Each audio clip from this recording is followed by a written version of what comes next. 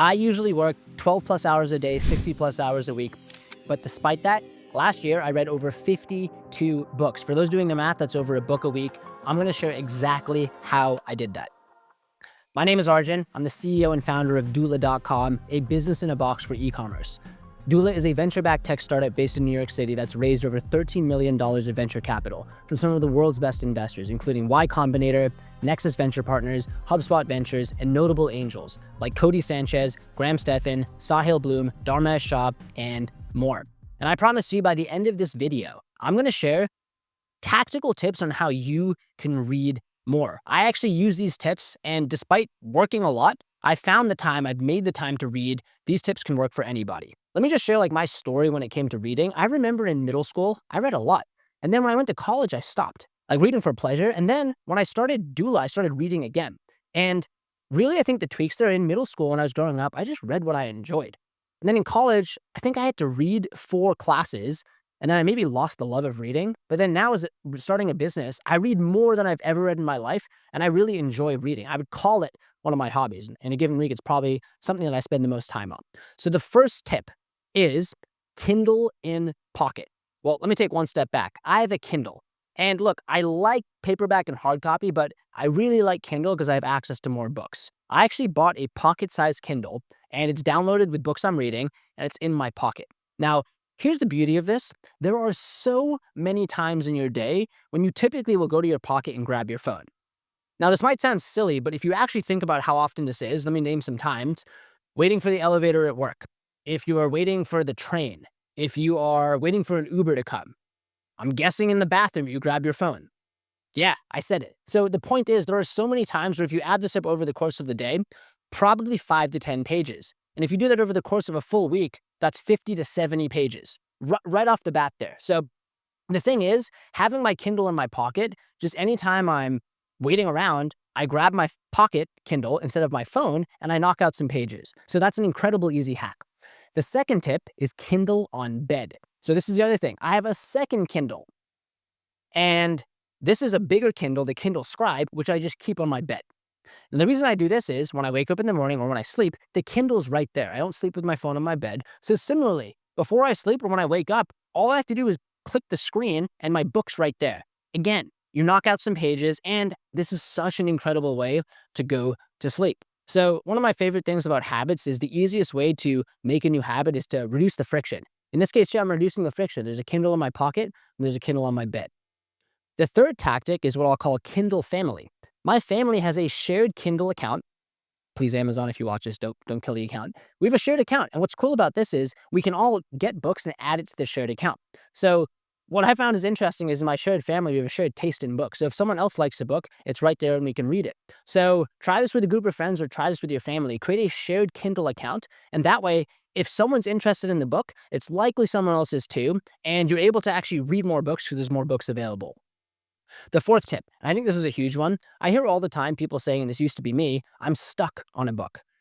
I don't get stuck on books anymore because if I don't like it, I'll just stop reading. Life is too short to just try to plow through a book. I'll literally just put it down and pick a new one. Or if it's a nonfiction book I'm trying to learn from, I'll skip to the relevant section. You don't necessarily have to read left to right. You also don't have to start and finish one book. You can go to another book.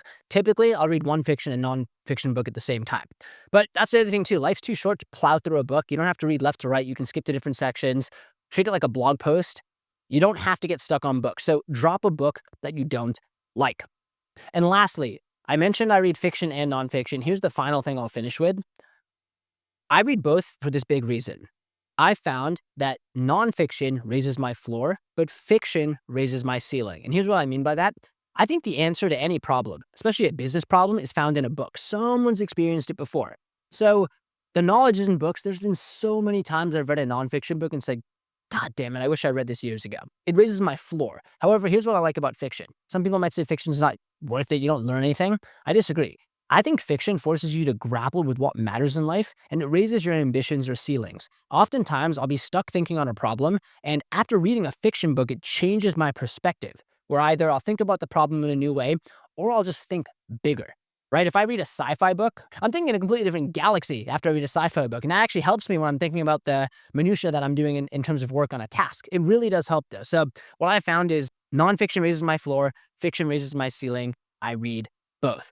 So at the end of the day, again, the tips are Kindle in pocket, Kindle in bed, Kindle family, don't read books you don't like. And again, nonfiction raises your floor, fiction raises your ceiling. Read both. Let me give you some of my favorite fiction and nonfiction books as well. For nonfiction, Atomic Habits by James Clear, Getting Things Done, I was going to say Getting Shit Done, by David Allen. I love the book, Never Split the Difference by Christopher Voss. Fantastic book on negotiation. And one other book, let's see, a nonfiction book that I really liked is The War of Art by Steven Pressfield.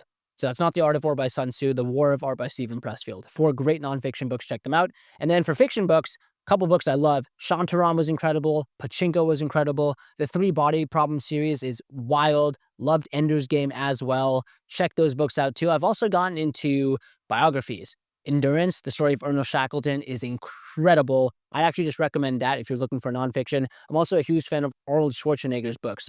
He has the Encyclopedia of Modern Bodybuilding. He also has the book Be Useful. So check any of those books out if you're looking for your next read. Comment down below. Let me know what you're reading. And once again, life's too short to read books you don't like. Find the joy of reading. The solution to your problems is probably in a book. And remember, nonfiction raises your floor, fiction raises your ceiling.